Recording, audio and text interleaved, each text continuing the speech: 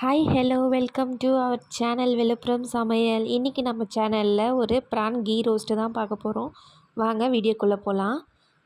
Stove on பண்ணி ஒரு வானலை நல்லா ஹீட் பண்ணிக்கோங்க. அதில் கொஞ்சம் எண்ணெய் சேர்த்துக்கோங்க.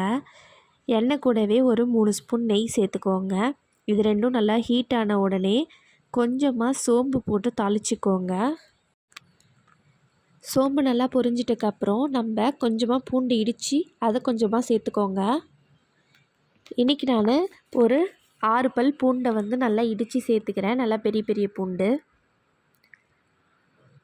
பூண்டு கொஞ்சம் லைட்டாக கலர் மாறினோடனே கொஞ்சமாக கருவேப்பிலை சேர்த்து அதையும் நல்லா வதக்கி விட்டுருங்க. அதுக்கப்புறமா சின்ன சின்னதாக கட் பண்ணி வச்சுருக்க வெங்காயம் எல்லாத்தையும் சேர்த்துக்கோங்க. வெங்காயம் லைட்டாக கண்ணாடி மாதிரி வர வரைக்கும் நல்லா வதக்கிக்கோங்க. வெங்காயம் நல்லா வதங்கிட்ட உடனே தக்காளி சேர்த்துக்கோங்க. தக்காளி சேர்த்து நல்லா வதக்கி விட்டுருங்க. லைட்டாக உப்பு சேர்த்து வதக்குங்க, சீக்கிரமாக வதங்கிடும்.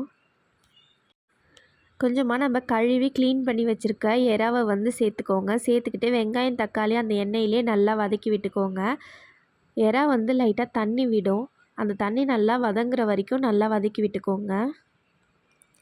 அதுக்கப்புறமா அது மேலே கொஞ்சம் மஞ்சள்தூள்,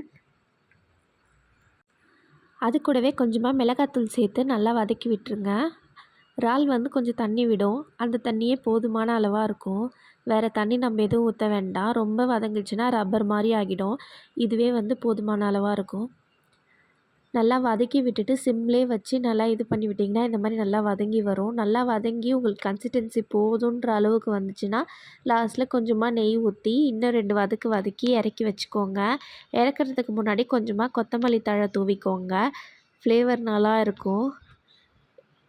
ஈஸியான முறையில் ப்ரான் கீ ரோஸ்ட் இப்படி தான் ரெடி பண்ணணும்.